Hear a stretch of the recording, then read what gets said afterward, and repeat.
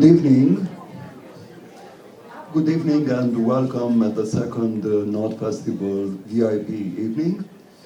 I am your humble host, Horia Ghibuțiu, the journalist who really tried last night to be funny, but unfortunately nobody was able to hear it. I'm very glad to introduce Edward Ashton, the American author. We will do this as an opening session, as a consolation for those who wanted to watch the movie based on his book, and for some reason they were not able to watch it even though they expected it. So there will be a big, beautiful presentation by the author himself. Ladies and gentlemen, Edward Ashton.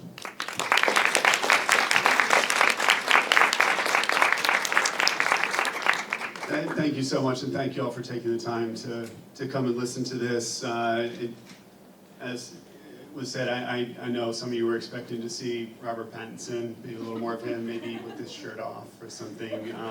I can't compete with that, obviously, but we do have the trailer here. So I thought if you haven't seen the movie, maybe we can see a little bit of the trailer, and that's giving us a little bit more of an introduction.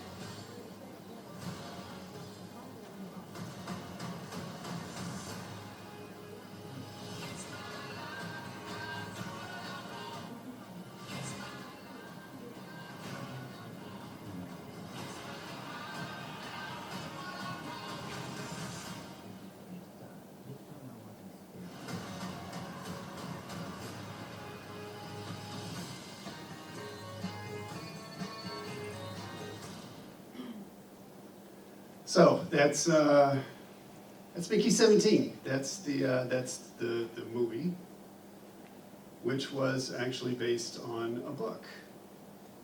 You know, I have to scroll back through all this stuff. And there we go. So this is based on my book, Mickey 7. You'll notice, first of all, that the numbers don't match up. That's because this book is about a man whose job is to die. That is the sort of core of this. You might have picked that up a little from the trailer. The premise is that this is set in a future where we're able to print out new bodies, print out clone bodies. You may have sort of seen Mickey coming out of that sort of dot matrix printer machine, and upload their memories. And it's a kind of immortality. It's a very sad kind of immortality because you have to die over and over and over again. And Mickey's job is to do all the dangerous, suicidal things that you might have to do to support, in this case, a mission to colonize a hostile planet. And every time he dies, They make a new one and everyone else thinks that's fine. Mickey doesn't think it's fine. At this point, in my book, he's already died 6 times. That's why it's called Mickey 7. He's realized at this point that taking this job was not the best career move he ever made. This was a big mistake. But this is the one job in the world that you can't ever leave. You can't even die to escape it. And so that sort of conflict is the heart of the book, and that's what I wanted to play with. This book has some action, and it's funny. It has some humor in it. You might have picked that up from the trailer as well. But it also has a philosophical core. When I start writing a book, I typically start with an idea. And the idea that I started with this book is a philosophical problem that goes back to 1755. It's called the teletransport paradox. And the best way to describe this is through a thought experiment. So if you'll sort of go along with me, imagine that when you go to sleep at night, you don't just go to sleep, you die. That's it for you. The next morning, someone else wakes up in your bed. He thinks he's you. He's got all your memories. He has all your love of strawberry ice cream and your hatred of electronic dance music. All of that is there, but it's not you. It's a completely different person. And when he goes to sleep at night, he dies in his turn, and a new person wakes up in his bed. This day is all you have. You began to live when you woke up this morning. Your life ends when you go to sleep. Now, can any of you prove to me that that's not exactly what happens? Would your life be any different if that were exactly what happens? And the answer is no. It is an entirely plausible argument to say that is what happens. When you go to sleep, your brain shuts off, that's it for you. This you that's sitting in this room is done. It'll be someone else tomorrow morning. That's the unanswerable philosophical problem at the heart of this book, because for Mickey, that is literally what happens, because he does die. He dies in really horrible ways. And they just print him back out. He wakes up, and he feels like himself. He remembers being that other person who died.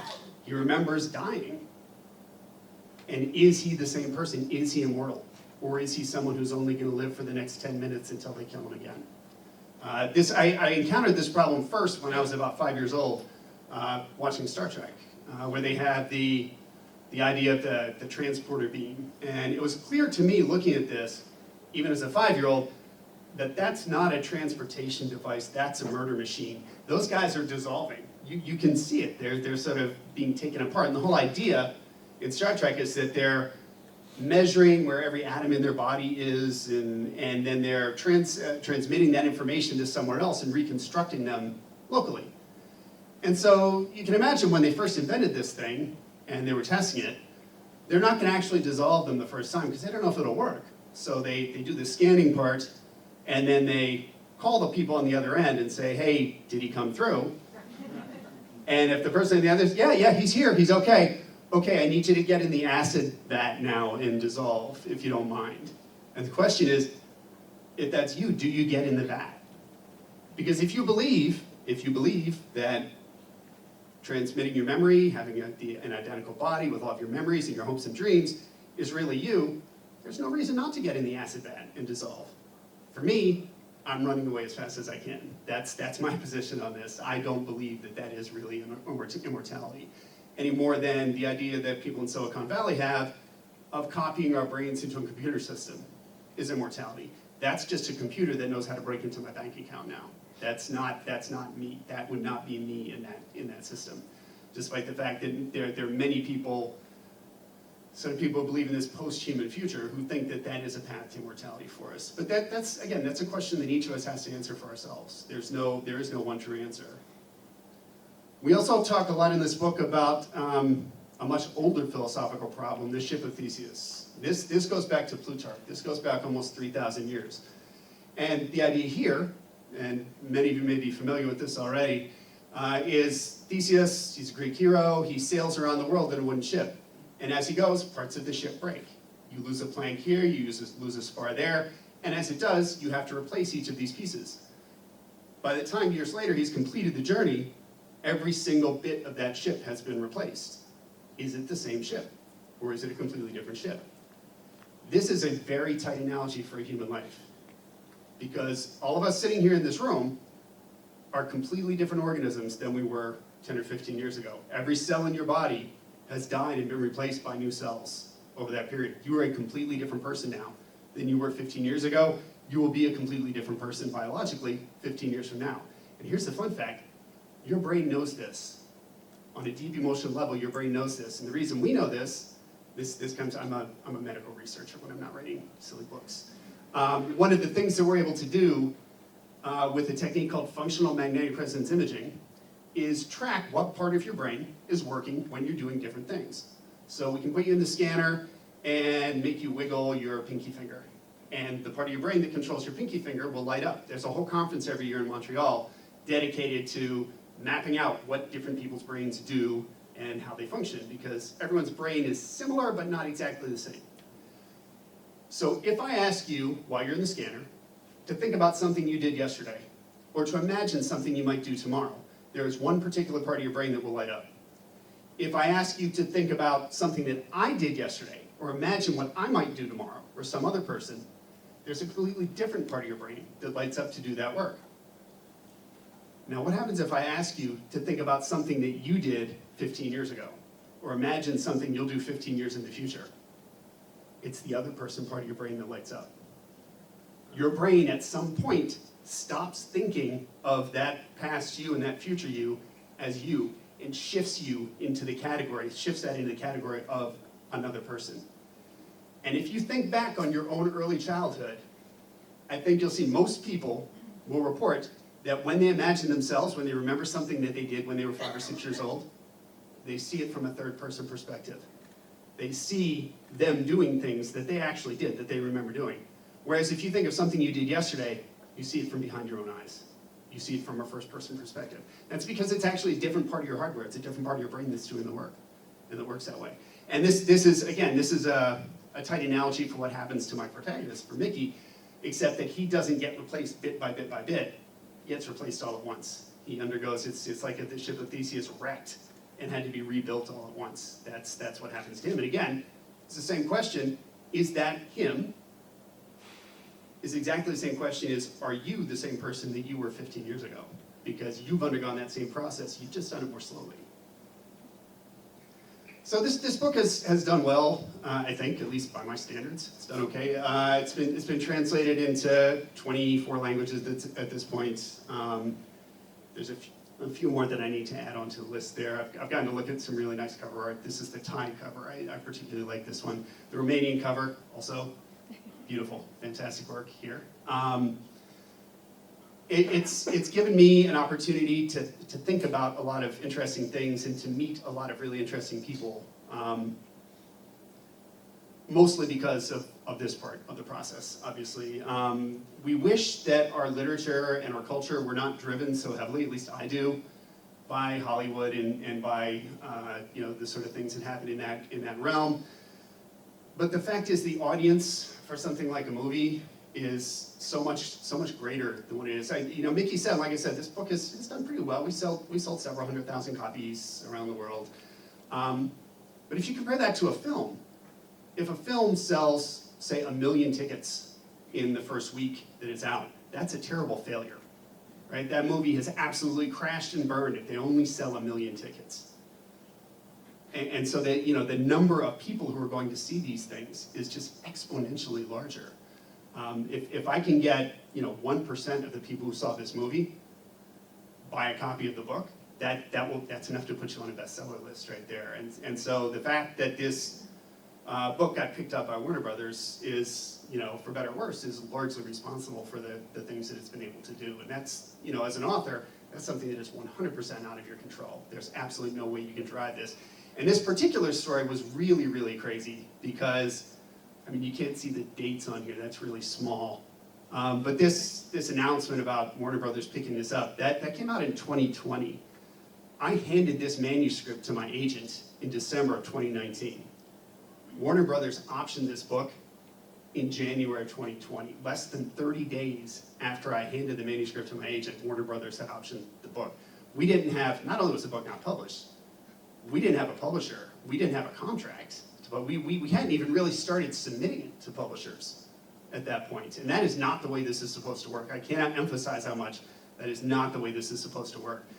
You're supposed to publish the book, it catches on, it becomes a bestseller, then the studios get interested. That just didn't happen here. And then, you know, of course, when they option a book, 99 times in 100, that's the last you ever hear of it. When you talk to authors about options, about movie options, the first thing they say is, cash the check and spend the money and don't think about it anymore.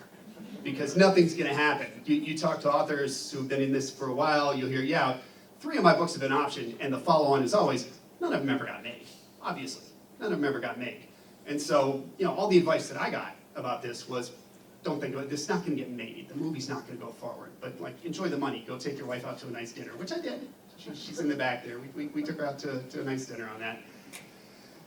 And then I didn't think about it. I didn't think about it for about 18 months. And then I was sitting at breakfast one morning, and my phone dinged. And I looked at it, and it was a text. It was from my agent, and it was just a link, and it said, click here.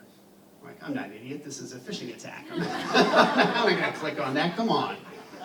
And I thought about it, and I thought, oh, it's from Paul. Okay, I click on it, and it's a link to this article saying that Bong Joon-ho is going to direct the film based on my book, and Robert Pattinson is going to star in it. And my wife, who was sitting across the breakfast table from me, immediately said, oh my God, who died? Because my face just fell and the blood drained out of it. I just know everyone's alive, I think. I may not be, I think, but yeah, this is actually happening. And even after that, you know, there's all kinds of places that a project can fall apart. And it kept not falling apart. It kept moving forward. And I wound up on the set at Levinson Studios watching them filming this movie and hanging around with Bong Joon-ho and having him like tour me around the set. And then I'm on the red carpet in London at the premiere. And the entire time, the only thing I could think is that actually I'm in an intensive care ward someplace with a very heavy IV drip of morphine, and my wife is just about to pull the plug out of the wall, and I wanted her to wait until I saw the film before she pulled the plug on me. That was all I was, and she did, and I appreciate that. Thank you, Jennifer. I'm very grateful. But yeah, so that actually occurred, and it has given, like I said, an opportunity to meet some interesting people. This was a great screen cap that my daughter got. I was doing a video interview with some folks, and this is the exact look on my face when they told me that they had discovered that there was 100% proof of intelligent life on Mars. Very nice guys. We had a good talk about the book, and then we got to the Mars stuff, and I had to excuse myself pretty quickly. So you meet some interesting people, and the whole process, I think, has raised some other philosophical questions, which are really summed up well by Andrea Beaton. She's a well-known Kiwi philosopher. What is happening? She saw the Deadline article and apparently was very confused. That's as a thesis statement for a philosophical question. That's a little vague. So she did elaborate later in a follow-up. So based on this novel, how do you manage to not even have your novel in the world read yet, but already secured a movie for it, Bong Joon-ho directing it and Arpat starring in it? Why am I even trying? I can't answer that question for her. That's a question, again, that we all have to answer for ourselves. But I did think it would be interesting to look into sort of how did this happen? Where did this all come from? And to do that, I have to go back a little ways. I'm gonna start with a book that I did not write, but I know the gentleman who did. This is Blade Wielder Academy. You can pick this up on Amazon if you like. This is a friend of mine. He wrote this when he was 12. You might be able to tell that. This is basically it's sort of Harry Potter, but with swords instead of wands, and they use the swords for jousting, which I don't think is how jousting works. But if you're 12, it works. And he wrote this, and it's a fun little book, and he showed it to his parents, and they were incredibly proud of him, as you would be if your 12-year-old showed you a novel that he had written. And so they commissioned some cover art, and they got it published, and it's available for sale on Amazon right now. We've been kind of roasting him about it ever since. When you're 30 years old, you're no longer quite as proud of the novel you wrote when you were 12. The reason that I bring this up is because I also wrote a novel when I was 12. My first novel. It was 220 pages long. I wrote it in cursive in pencil on notepads. I still have this manuscript. You'll never read it. No one but me, and the only person I know read it is my father. Because I also went to my parents very proud that I had written this. And my father, who is himself an artist, he was a composer and a jazz musician, took it away and he gave it a serious reading. He came back 3 days later and he dropped it down on his desk and he said, "This is hackneyed and it's derivative. You should never show it to anyone. If you want to be an artist, you have to practice your craft. You can't just spew out whatever occurred to you and think that people are going to be interested in hearing what you say. You have to learn your craft. You have to hone your craft the same way you would if you want to be a physician. You would not, if you just have an interest in doing heart surgery, you can't just go and cut someone open. No one will let you do that. And it's the same way if you want to write a book. You need to study, you need to learn not only the craft of writing, but the genre that you want to write in. You need to learn the tropes and what has come before, because we all as writers stand on the shoulders of the people who came before us. And as I said, I thought my father was the only person who read it. I think that's not actually true. That might have been one of my friends got a hold of it as well, and he was equally as unimpressed as my father was, I think. I don't recognize that handwriting. It's not his, though. I don't think he would have said that anyway. So I did. I honed my craft, and by the time I got to college, you can see I had advanced to the point of getting not just a C on my first story in my first fiction class as a freshman in college, I got a C++, which is the best kind of C that you can get. It's a very advanced C. It's not quite a B, but obviously I was making progress.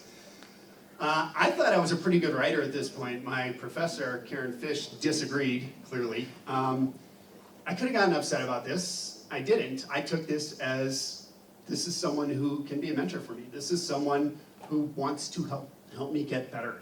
Karen Fish was a very accomplished poet at the time. She and I are still friends 30 years later. She did give me better grades later on. I took every class that I could find with her. I took every fiction class, every criticism class. I took seminars and writing critique sessions. I did independent studies with her, and 4 years later, I actually did manage to sell some. This was my first professional sale. I show this mostly to demonstrate that I did have hair at one time. This is not a permanent fixture. This is also not a great piece of literature, and this is another one that nobody will ever read, but I did get paid for it. They paid me $100 and a 3-foot by 3-foot pizza, which I thought was the absolute greatest thing that you could ever receive. I've since learned that cash can be exchanged for goods and services. So if you get paid in money, you can buy all the pizza you want. That wasn't entirely clear to me at the time. But over the next few years, I developed a little bit of a reputation in writing sort of literary short stories, publishing them in sort of twee magazines like these ones, which paid small amounts of money, which when you're a graduate student and you're mostly interested, again, in buying pizza is totally adequate. One of my stories wound up in the MFA program for the University of Vermont. I was pretty excited about that, but again, you're not paying bills with that sort of thing. And then this happened. I got married, and we had some children, and they, for reasons still unexplained to me, liked me and wanted to hang around with me. And I could no longer justify spending hours a day at a keyboard. I couldn't. I had a full-time job, and I had my kids, and that was what I did, and I did that for 13 years. I did not write a single word for 13 years. I learned after 13 years something which will probably come as a surprise to many of you, as it did come to a surprise to me. Eventually, children don't think their father is the coolest person in the world and no longer want to spend all their time with him. And when I realized that, of course, some time came back to me, and I started playing Civilization, which is a video game. Got very, very into Civilization. And after about 6 months of that, my wife, who again I credit with every success I've ever had in my life, said if she had wanted to be a single parent, she would have gone to a sperm bank. And if I didn't delete that game from my computer and start doing something useful with my time, she was going to throw me out of the house. And so I did. I deleted this game, and she reminded me that I used to be a creative person, and I used to do useful things.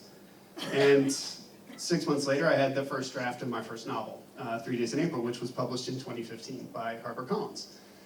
3 Days in April was a fun little book. It did pretty well. We sold about 10,000 copies in the first year, which for a debut novel, particularly in science fiction, is okay. It was good enough to get me a second contract, which was The End of Ordinary, published in 2017. This book did not sell well. It did get me one of my favorite ever reviews, though. The cover art, this is something I've gotten roasted for ever since. This is something my friends and family all make fun of. I do want to emphasize that I was not responsible for this. As an author, you don't get to do your own cover art. The publisher does it for you. The book is not about corn. I don't know why they put a big piece of corn on the front of my book. This guy apparently thought it was about corn. It was sad to find it wasn't. He gave me 4 stars. I mean, I'm not going to complain about the rating.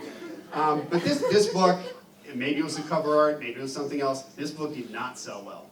This book sold fewer than 1,000 copies in the first year, which for a traditionally published book is very, very bad. With the result that my third book, you'll notice there's no cover art here because it's never been published and it never will be, because my agent could not sell this book for love or money.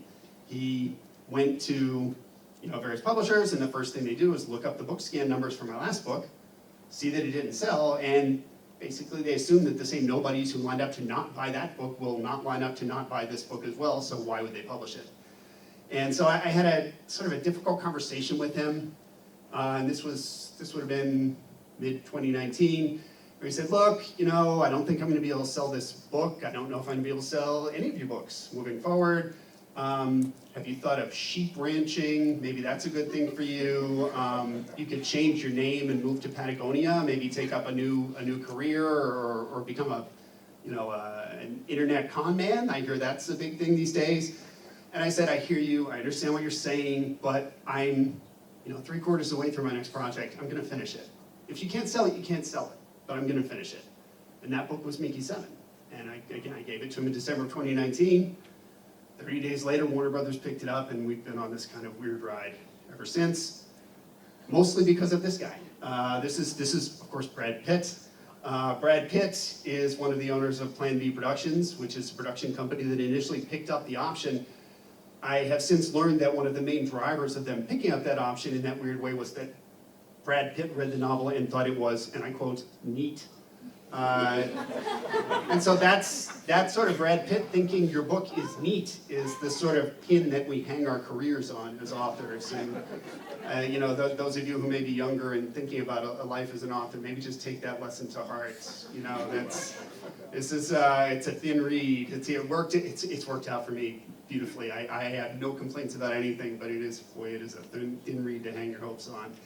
The big thing for me, though, is that this is something that has allowed me to write more books. And these are some of the other books that I've written over the last few years. Animated Blues, of course, the sequel to Mickey 7, being published in Romania, I think next year, maybe? Someone could say that, maybe. Now Goes to War, The Fourth Consort, came out over the last couple of years. I'm currently working on the 3rd book in the Mickey 7 series. I have another book coming out in February in the US called After the Fall. So this is all based on that one turn of fate, that one weird thing that, Brad Pitt thinking my book was neat, and then Bong Joon-ho happening to have an opening and finding that he sort of clicked with the book and picking up and deciding at a time when he had just won 4 Oscars and could do literally anything in the world, that what I want to do is make a movie out of this book by this obscure author that nobody's heard of. That's the project I want to do. The entire thing is so deranged. It's so improbable. Every single step in the process is so incredibly improbable that I have to go back to the idea that I actually am probably on an IB trip right now. And if that is the case, just hold off a little longer, because I'm having a good time, please. So that brings us back to our original query from Andrew Beaton. And if you take one thing away from this, it's be careful what you put on the internet, because you never know who's listening, and nobody checks their social media mentions like a mid-list author who just caught a break. So that's all I had to say. I think we're gonna maybe take a brief break, or do you want to start the panel right away? Yeah. A brief break. Okay, so we'll reconvene in, how long? 3 minutes. 3 minutes. Okay, thank you very much. I really appreciate your time.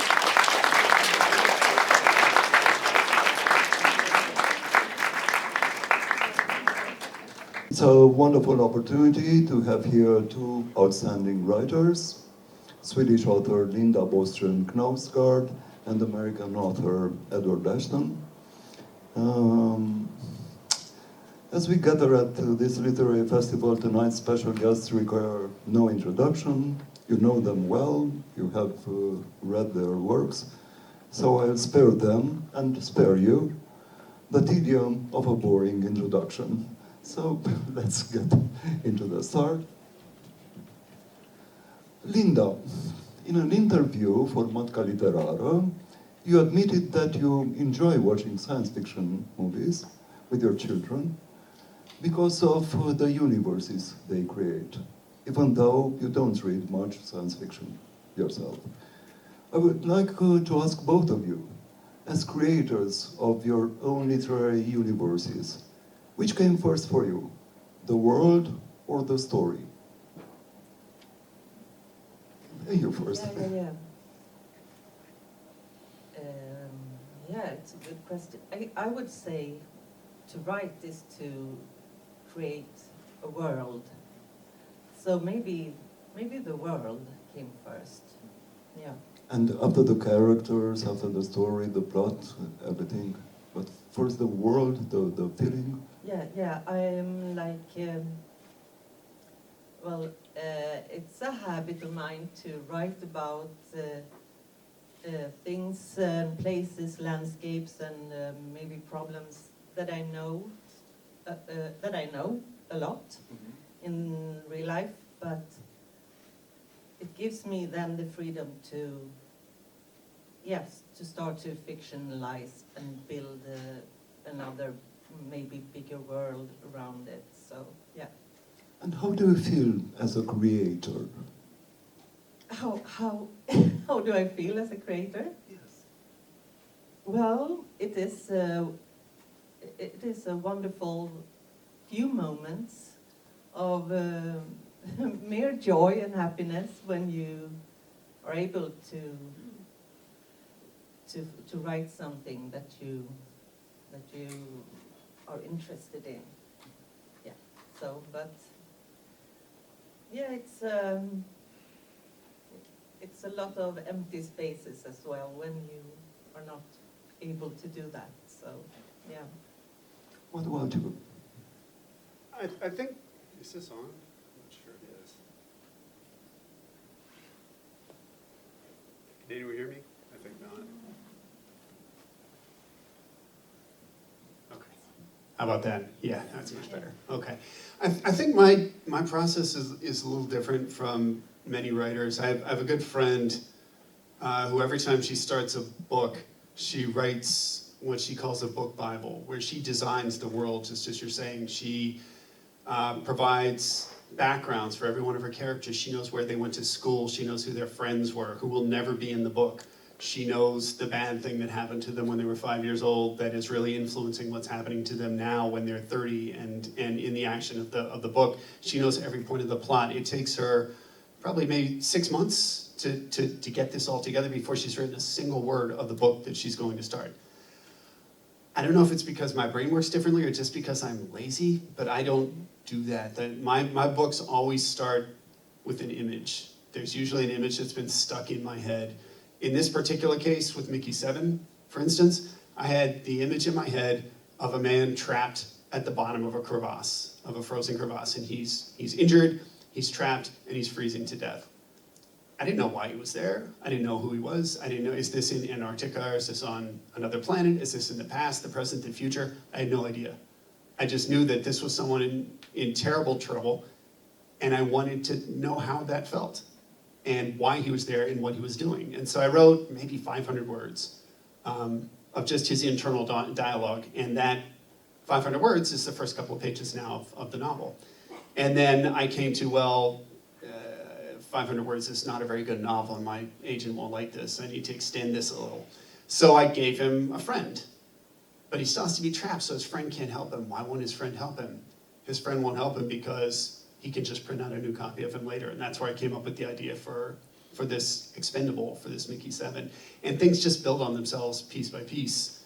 And as I go through the book, I don't want to say I'm making things up as I go, but I kind of am. My wife, you know, we walk, I live in the middle of the woods, I live in the forest, and we spend hours walking our dogs, miles and miles every day. And very often, my wife will say, "You're writing your book right now, aren't you? Because I've been talking to you for 10 minutes and you haven't said a word back." And she's absolutely right, that's what's happening.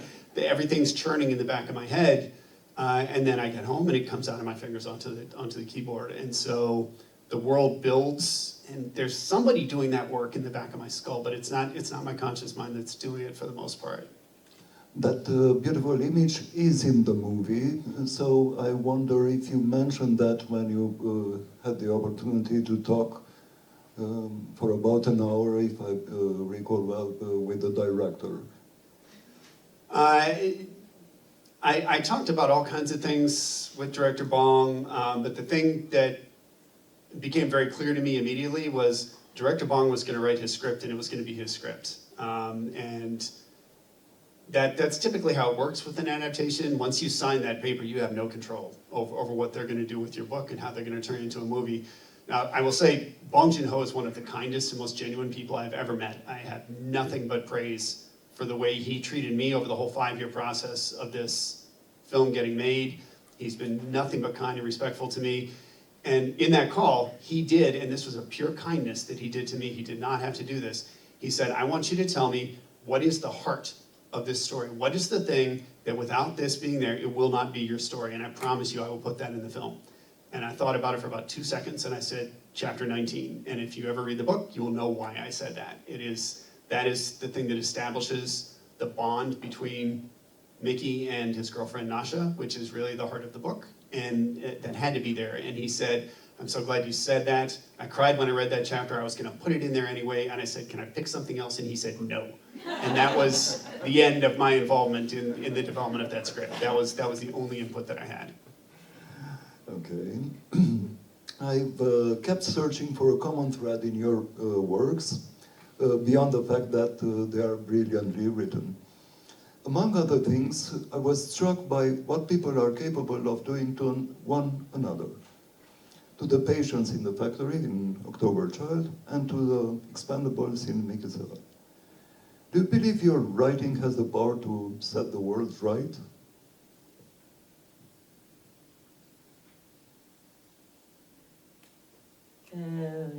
Maybe not the whole world, but maybe some readers that can transform something in themselves and how they see. Are you thinking at them when in the process of writing? Thinking about the effect of your writings? How does it work? Yeah. Well, no, I don't. But of course, later in the process, you may have to read your words with maybe a different point of view angle. So, but yes, in October Child in the factory, a psychiatric ward, Sweden is using, no, I have to say this right.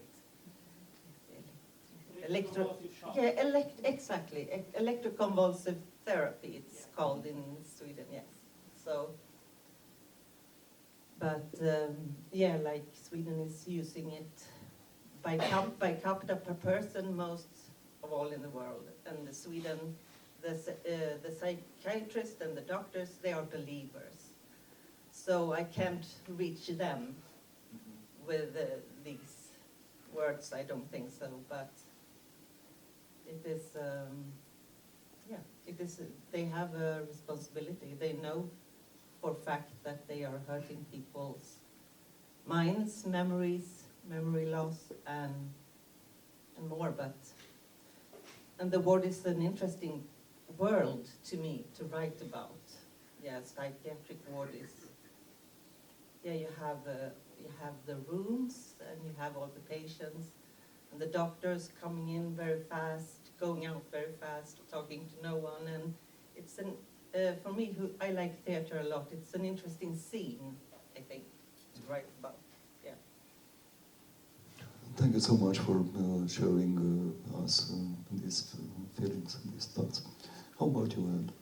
So one of the things that I really love about science fiction, and one of the reasons that I've chosen that as my home as a writer, which, as I think I mentioned, was not where I started. I started with literary fiction, and I moved to science fiction, is because science fiction allows us to look at social problems and to address those with our readers in a way that takes off their emotional blinders. So this book, Mickey 7, among other things, is clearly, it's a critique of modern capitalism. Mickey is a stand-in for a worker in the modern system who can be discarded by his employer at any time. I was thinking, as I wrote this book, about someone I used to work with.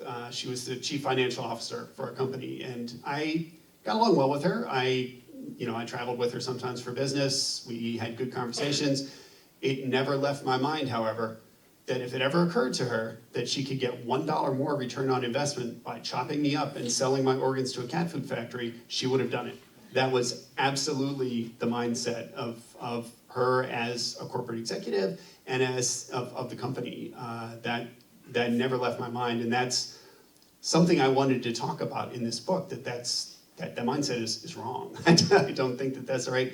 But if I'd written that same story and that same critique and said it in New York in 2024, half the people who read the book would have said, he's talking about me. And then their back goes up, they get upset, and they throw the book away, and the message is lost. But if I set this book 1,000 years in the future, and it's space people in Niflheim, now he's not talking about me, he's just talking about space people.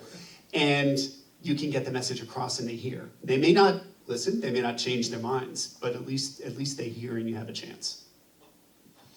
I see. Edward, you mentioned in an interview that dark comedy was pretty much your brand at the point, and we could fairly describe any of your books that way. Anyone who knows you quickly realizes that treat humor with utmost seriousness, and yet somehow you manage to be effortlessly, genuinely comic. Where does your humor come from? It is a form of escape, much like science fiction was in Romania during the communist years, when writers projected into the future what could not be spoken in the present. So I grew up in West Virginia in the United States, and many of you probably don't know what that means, but I will say I think I probably have some fellow feeling with growing up in the Soviet Union is one way that I would put it. It's by far the poorest region of the United States, and it was not easy being sort of a bookish kid growing up in a place like that, and humor was a way to deflect. Humor was a way to put up a little bit of a defensive wall from the sort of society around me without completely isolating myself. And so I learned to use it as a tool when I was very young, and that's, it stayed with me. And that's how I use it in my books. What polished that sense of humor? The education, your parents, your native talent? I think, when you have a mindset like that, you surround yourself with like-minded people. The people that I was closest with when I was a child, and some of whom I'm still very good friends with today, all really share, I think, a lot of my sensibilities and a lot of my sense of humor. And we spend a lot of time bouncing off of one another, riffing off one another, and I use some of those riffs, make it directly into my book. Mickey Barnes was based on a man named Mickey Lynch, who is one of my best friends. He's been one of my best friends for 40 years. And he's aware. I apologize to him for murdering him 7 times in my book. He's fine with it. He's not upset. But I think humor is a language. And with any language, you have to be able to practice it to become proficient. I studied 4 different languages in school. I can't speak any of them at this point other than English, because in the States, you never have a chance to practice any language other than English, really. And if you don't have a chance to practice humor with other people who share your sensibilities and who get what you're trying to do, you'll lose that as well. And I've been very, very fortunate in my friends and my family to have people that I could bounce off of in that way. But how come that you mentioned more than once in some interviews that comedy is hard? Comedy is a high wire act. You know, when you try to be funny, there is every possibility of it falling flat for some large portion of your readers, and there is nothing worse than someone trying to be funny and failing. There's nothing more awkward. And you think of yourself just in a social situation, when someone tries to tell a joke and no one laughs. You know, you just had that one clap in the back of the room. That's the absolute most awkward thing that can happen. And that can happen to you as a writer. If you try to be funny, I don't know if you're familiar with David Brin. He's an American science fiction author. He's won many awards, Hugo Awards and Nebula Awards. He was never a comedic writer, but he tried to write about 5 years ago a comedic book. And it almost ended his career because he's not a funny man. He's a brilliant writer. I love his work, but he's not a funny man.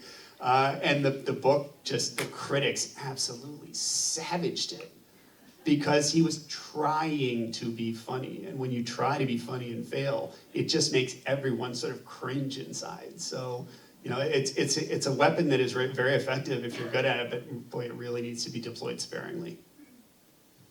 But life is, and your works are not so funny in a deep meaning. And I would like to ask you if you have an optimistic view of life.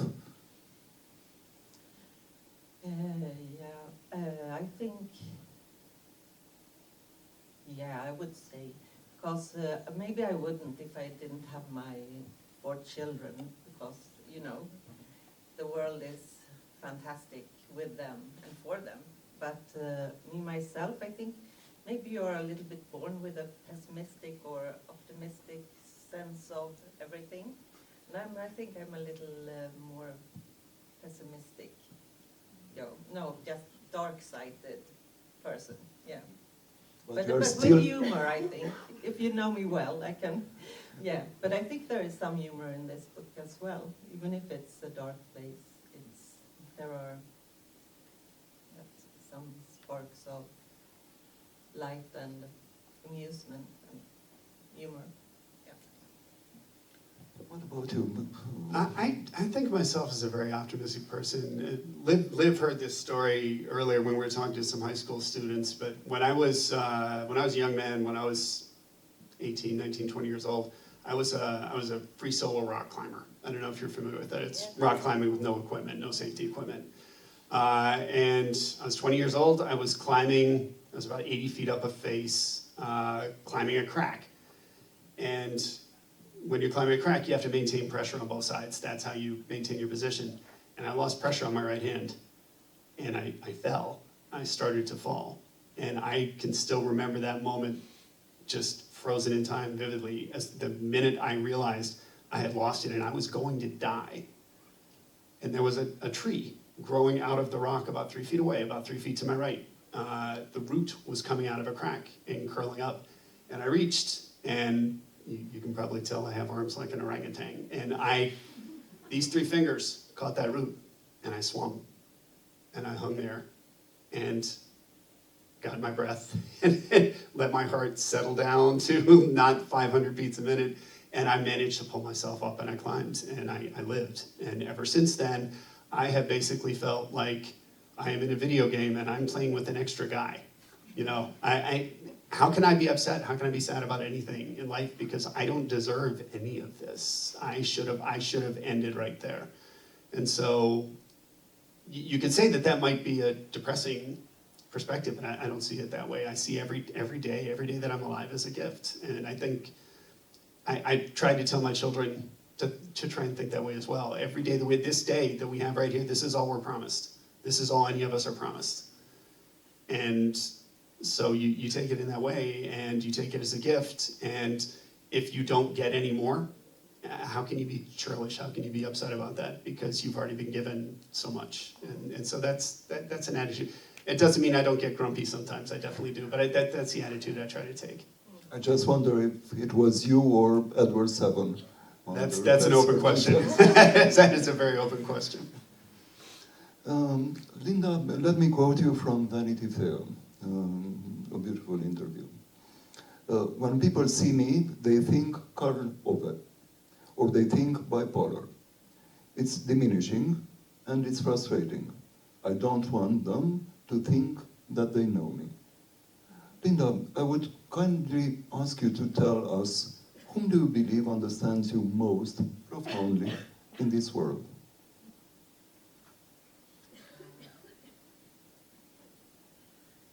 I would say my children again. Yeah, absolutely. And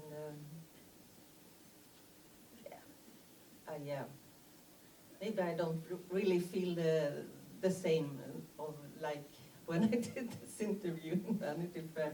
But of course I know that this is something that I can't do so much about. So, but me myself,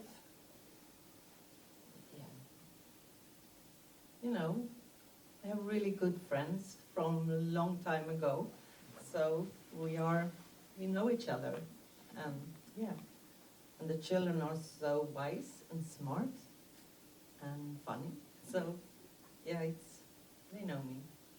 So let me rephrase, whom do you let to understand and to know you? Whom do I let? Do you let, yes. Well, I mean, it's a process, but there I can be optimistic. Yeah, like everyone you meet and talk to. So. Thank you so much. Last night you both witnessed the dialogue and the relationship between an author and a translator. And I was wondering, what is your own relationship with your translators, both of you?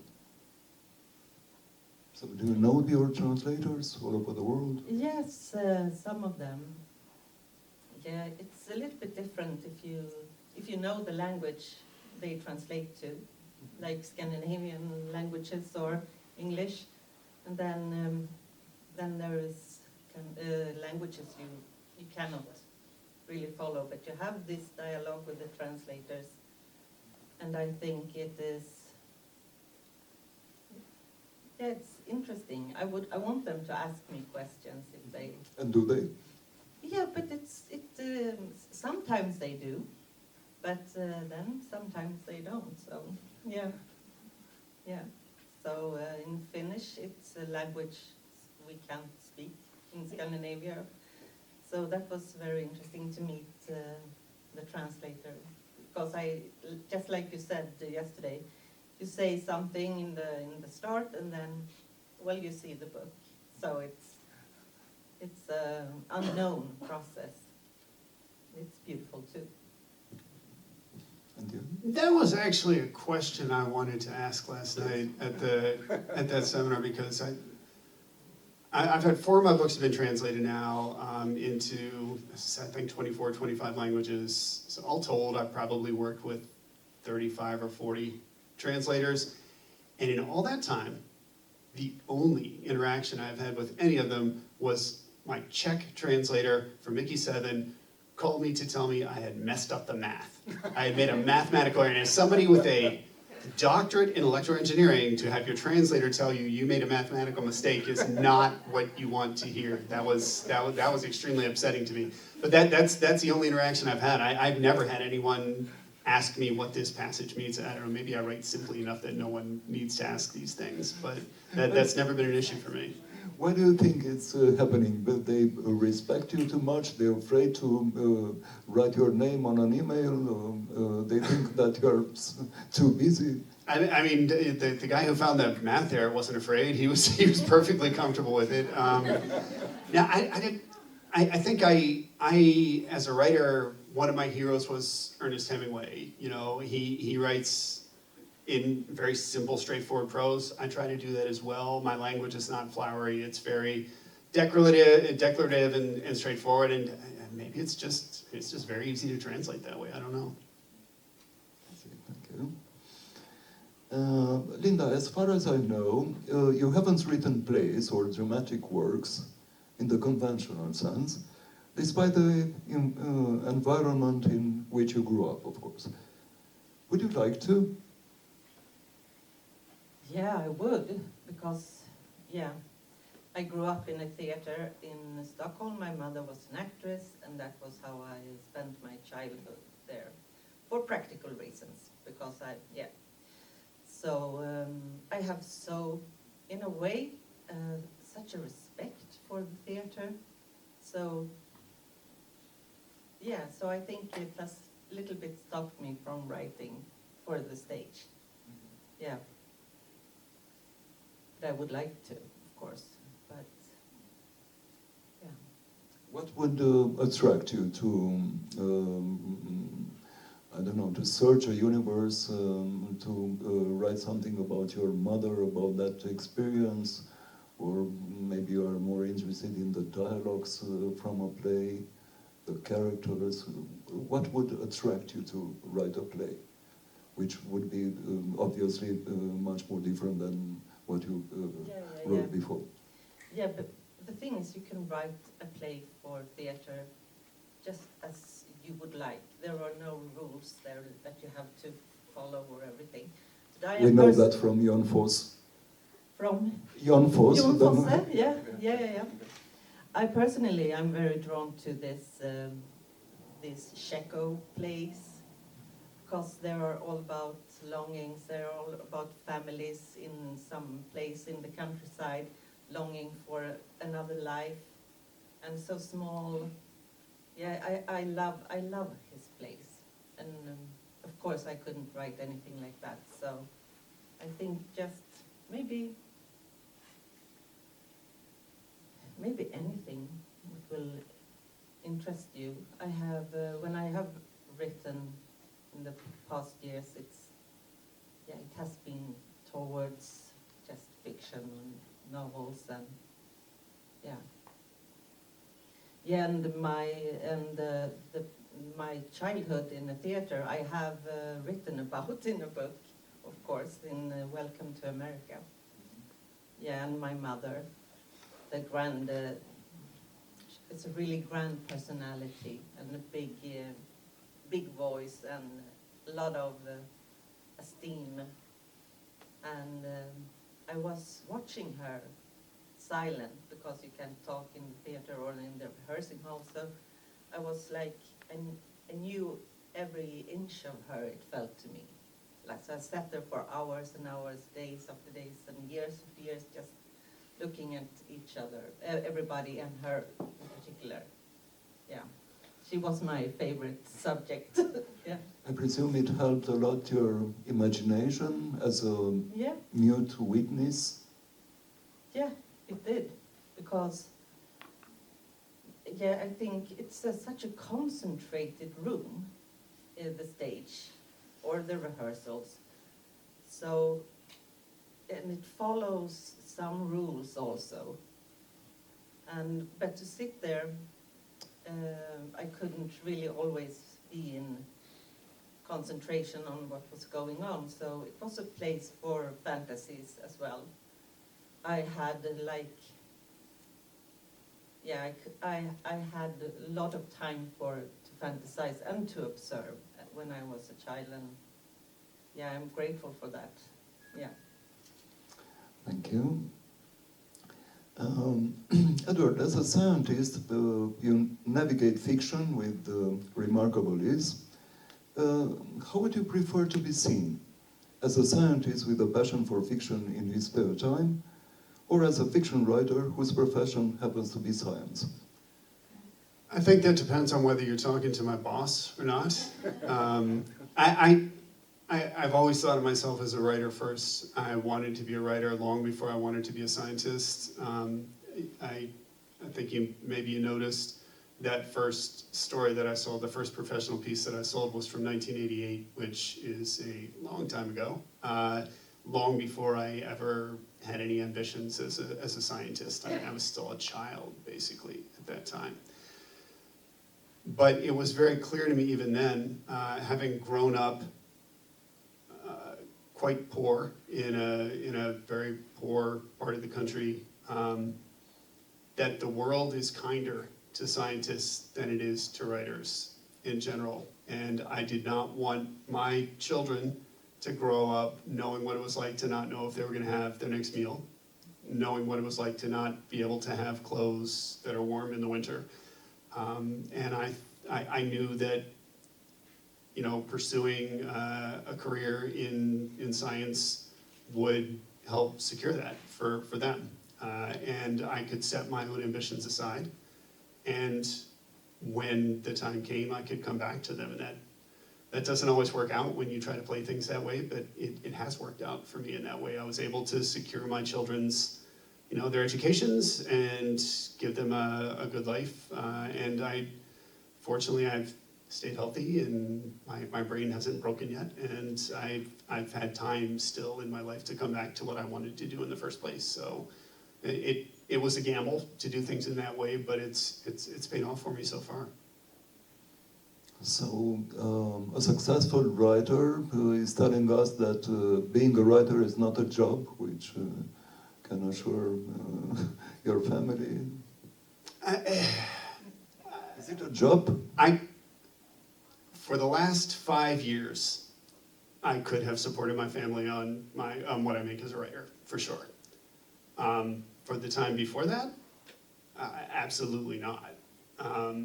You know, for the first 5 years after I published my first book, I could barely, you know, support a Starbucks habit on what I was making in royalties. So that, and it's counting on Bong Joon-ho picking up one of your books is not a great career path. That's not one that's going to pay off for you very, very frequently. And even if you do have, you know, a lot of success as a writer, the way that the money comes in is so random and chunky. You get a big royalty check and then nothing for 3 months or 5 months or 6 months. And I don't know how you pay your mortgage that way. I know people do it. I know they do, and I have nothing but respect and love for people who are able to do that as a full-time writer. But the best advice I ever got on that front, when I was a young man, I went to see a talk by a pretty well-known mystery writer in the States, someone who had several successful series out. And he was a full-time writer, he was a professional writer, he had no other jobs. And someone in the audience asked him, if I have that ambition to be a full-time writer, what do you advise I do? How did you do it? And he said, well, I think I would advise you to follow the path that I followed, marry a physician. And, you know, I didn't have that option open to me, but that is probably a safer route to go. So we shouldn't encourage the young persons, maybe from this hall, to drink champagne a month and to eat bagels for 11 months? If that's a lifestyle that you aspire to, God bless, that is wonderful. That's not a lifestyle that I ever aspired to myself. So we all have our own passions and we all have our own tolerances for risk and for instability and uncertainty. My tolerance for risk and instability is very low, I think, for the average person. Thank you. I would like to ask you both, what still surprises you in the arduous process of writing?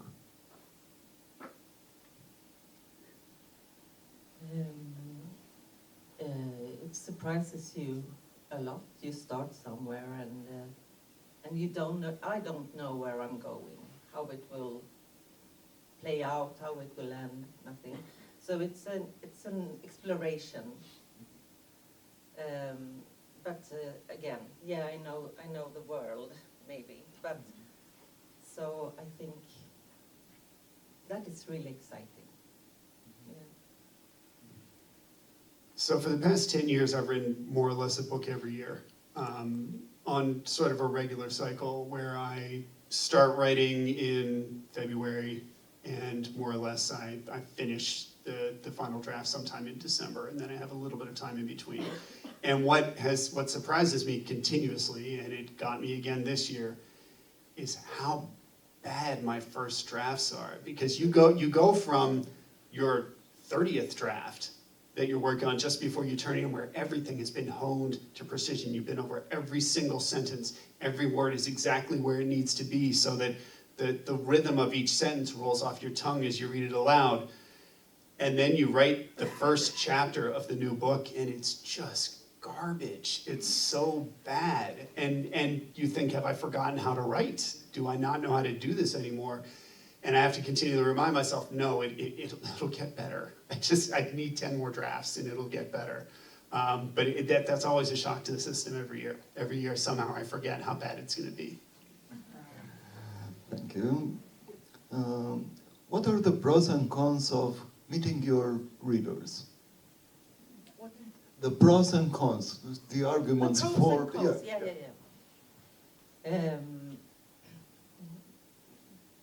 Yeah, there are no cons. I don't. Maybe I have to think of something. No, but the pros are many. Of course, it's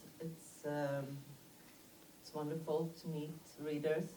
Or your readers. Let me emphasize. Okay, it's my about readers. your readers. Yeah, my readers in like a country like Romania, and they have read something that I have written. It still is a kind of mystery that it can be like that.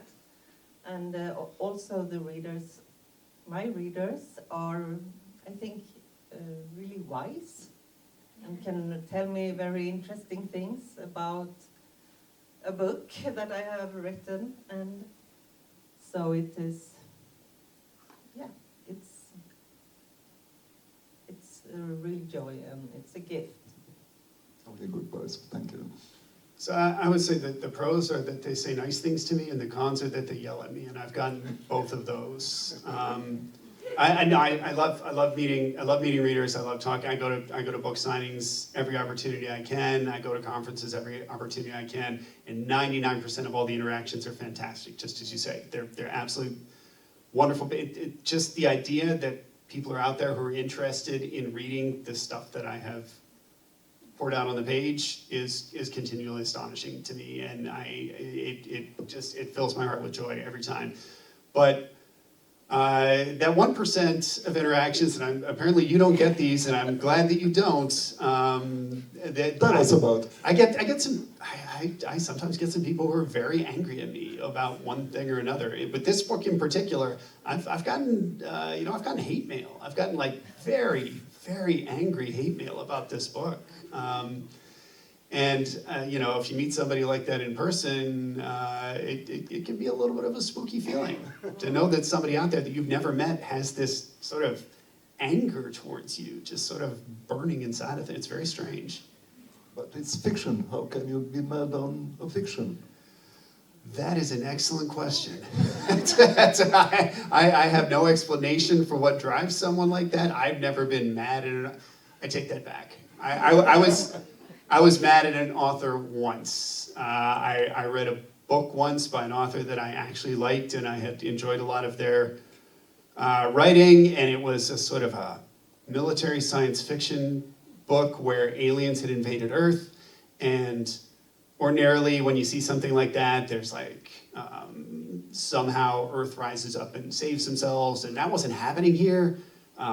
Earth was getting destroyed, and the aliens were about to drop a virus into the atmosphere that was going to kill all of us. I'm like, how's he going to get out of this? This is crazy. And it's interesting that I'm saying this now, realizing I am in Transylvania saying this. The way he got out of it was vampires. An army of vampires, magical vampires, killed all the aliens. And I almost threw the book across the room. I was enraged because I read through 400 pages of this to have magical vampires killing aliens. And like, how do you do that as a professional author and put that on the page? But I didn't yell at him. I didn't say anything. I didn't even leave a bad review. I just dropped the book in the garbage and walked away. Okay, because you are in Transylvania, let me tell you a thing. There is an American comedian, an Indian one, but one who grew up in Sacramento, Hassan Minaj. He's on Netflix, you can see it. And he had a show saying that the Romanians are so upset because of Dracula and that myth, because there is an Irish guy who never been in Romania and wrote that story about vampires and anything, and this is not how Romania should be known all over the world. However, have you ever listened the national Romanian anthem? I don't think but The if you cared to sing it for us, I would appreciate it. I'm not a good singer, but I can tell you the first line, get up from the dead. There you go. So, okay, good. We'll have one last question now. Let me remind you that on Sunday morning we'll have another open session with questions for all our very special guests. And after my last questions, you are kindly invited to put some questions to our very special guests, and of course there will be a session of autographs. So I would like to ask you, what major theme of the present do you intend to explore in your upcoming writing? War, anything? Please, once again. Yes, okay. What from this present, what is happening during these days, might occur in your next writing? What theme, what historic event might be interesting enough for you to write about it? Well, as I walked around a little of the city today, I felt like it would be so nice to stay here for a couple of months, because it was such a beautiful place. And I think, I don't know what I will write about, but it was a beautiful town. And the black church I thought was really wonderful and interesting. So maybe I come back and go to the Oregon concert in the black church. Yeah, maybe something will follow.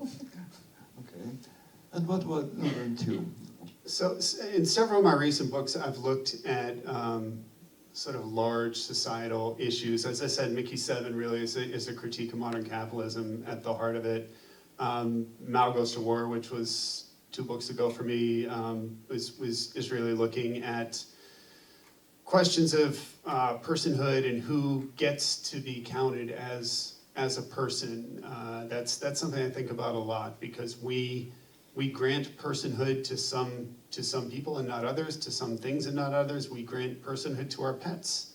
Often we think of them as people in the way that we treat them, and then we don't think of other human beings as people in many ways, in the way that we treat them. And so I tried to address that in that book. For the book that I'm working on right now, I'm actually I'm going smaller. The theme of this book really is the bond between, and this is something I think about a lot, the bond between a father and a daughter, and the way that a father will, lay his body on the tracks for his child. And that's something that I'm really trying to explore in greater depth now. Thank you so much. So, any questions?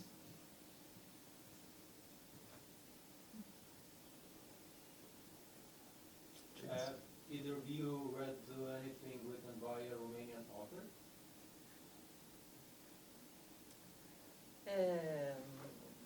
Yes. I don't remember the title, but that we talked about yesterday, Mircea Cărtărescu. Yes. There's a pretty well-known Romanian American. He's an immigrant to the United States from Romania, who's a literary writer. And I'm terrible. Andrei Codrescu? Yes, Thank you. Yes, I was a big fan of his short fiction in particular when I was younger, and I took him as a great inspiration. Are you on Substack by any chance? I am not. No.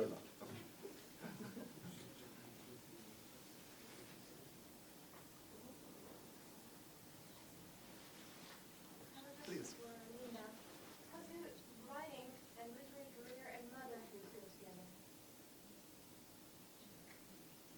Well, you have to be patient, maybe, and let maybe your writing dreams aside for a while. But then you have so much inspiration back from,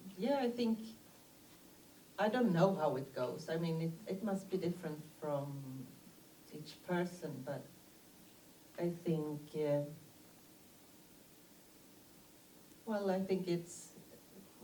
the children are a gift, and I think they bring back many thoughts that maybe you hadn't thought about otherwise. Yeah. So yes, motherhood and children. Great. Please. For both of you, if by any chance, in regards of the process of writing, is there anything else that you would do different?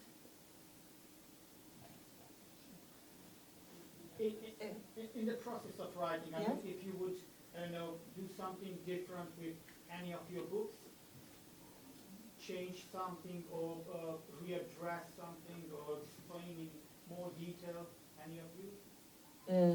You mean go back to your Yeah, former books and Yeah. rewrite and explore it? Yeah, if you explain. Yeah. No, I haven't done it, actually, but I think I could write some. I would love to go back to some of the worlds there, and maybe write a sibling novel of that book. Different, but related. So as a science fiction writer, one of the most difficult things is world building. That is, if I'm writing a book that's set in contemporary New York City, all I have to do is give an establishing shot of the Empire State Building. Everyone knows where we are, what the rules are, what society is like. I don't have to explain any of that. In science fiction, all of that has to be thought up, built up, explained to the reader in a way that's not boring and that doesn't annoy the reader. So it's very tempting always to return to worlds that you've already created. That makes your life as an author so much easier. I don't think I would, rewrite one of my existing books. I don't know that there's any sort of. I think that's a little bit of a futile exercise because it's already out there and your readers have already absorbed it. But as Linda was saying, I would love to. There are several of my worlds that I built that I would love to go back and explore more deeply. Please. Hi, I'd like to ask you both a question in relation to one another's way of writing, actually. And it's interesting because you switch from literary fiction to genre fiction, which I don't know if it's happening that often, but I think there are some misconceptions about genre fiction being more focused on the plot, and then literary fiction being more focused on the internal conflict of the characters, so more focused on the characters. And I'm interested to see the insight you have about this misconception being established authors, and if you have reserves when picking up a book, like, do you only read literary fiction because you write literary fiction? I know you've said you enjoy a lot of literary fiction, but do you go more towards genre fiction now, like sci-fi, horror, mystery, and so? So if you read more now genre fiction because you are a genre author, and for you, if you read only literary fiction because you write literary fiction, and how do you see the misconception about these two? So for myself, I am an absolute voracious reader. I will read absolutely anything. I will, if I have nothing else, I will read the back of a cereal box while I'm sitting at breakfast. I am firmly of the belief that there is great writing to be found in every genre. There are great writers to be found in every genre, and there's terrible writing to be found in every genre, including literary fiction. If I read one more novel about an English professor who has an unrequited love for his graduate student, I'm going to scream. I mean, we can have problems with any genre or style of writing, and you can have beautiful prose and beautiful characterization in any style of writing. So I try to seek out authors who are good writers, and they can write in any form. And I firmly believe that somebody who's good writing in one form, if they chose to do it, could probably write in other forms as well. So I don't like to see a distinction between different genres. No, exactly. Neither would I. I mean, I think well, you don't know when you first start to write or read something. You don't know where you're going. So the genre. I haven't read a lot of science fiction, but I read some, and I mean it has been beautiful, a literary experience, and it's very also exciting to be able to see a new world and nothing you don't really know this from before. So it's curiosity always, I think.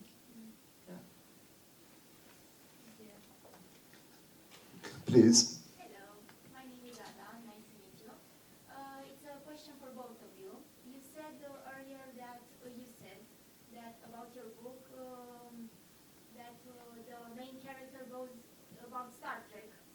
That the main character goes in a substance and disappears. It's the same in Harry Potter, and I would like to ask you if you see the Yeah. Yes. I would like to ask you if your memories are the most valuable thing that you have.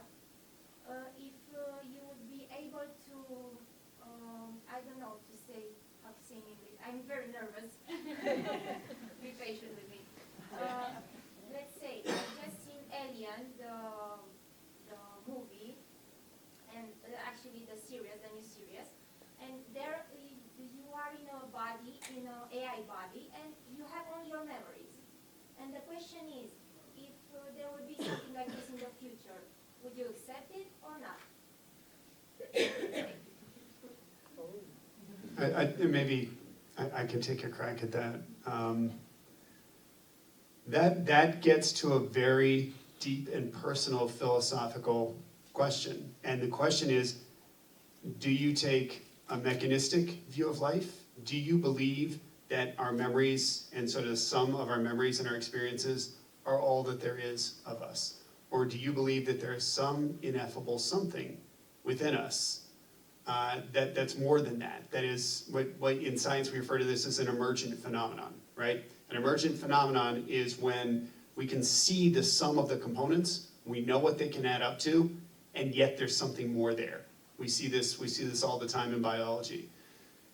Do we believe that there's some emergent phenomenon that is us, whether you want to call it a soul or consciousness or anything else, that goes beyond just the sum of our memories? If the answer is no, if you think we're just the sum of our memories, then like Ray Kurzweil at Google, you can just download your brain into a computer and jump off a building, and you're fine. The computer is you, and you're the computer, because it has all your memories, and it's just as good as you. And you just live on in that computer. I personally can't believe that way. I can't make myself believe that way. I think there is something more within us than just the sum of firing of neurons inside 3 pounds of meat in our skulls. I can't give you the reason or a scientific basis for believing that, but deep down inside myself, I deeply, deeply believe that. Yes, so do I. This was a very good answer, yes. Yes, of course, because, I think we are, as animals or humans, we are built to be curious and to seek for others, and it's so many things, so not only the memories. But they are an important of course. Yeah. Thank you very much. Let me congratulate you. as a journalist, it's very nice to see people putting questions. Of course, it's the easiest thing in the world. That's what I do. It's my job. I'm searching for the perfect, the ideal question for 35 years by now. And it's very funny that the best ever question I ever heard was put by a child. So it was a play, an open space in Bucharest, and we could saw the journalists, the critics, theater critics, who had so long questions telling about them, about what they understood from the play, about how the play should be written, what was wrong and what was right. They simply forgot what they wanted to ask. And after that, a small child who was with his father, he was 4 years old, asked the main actor the best question I ever heard. What is your name? And the actor said, István Teglas, nice to meet you, what's your name? And the small child said, but it was very important that he knew exactly what he wanted to ask, and the actor knew precisely what he had to answer. So, okay. Thank you so much. Applause for our very special guests.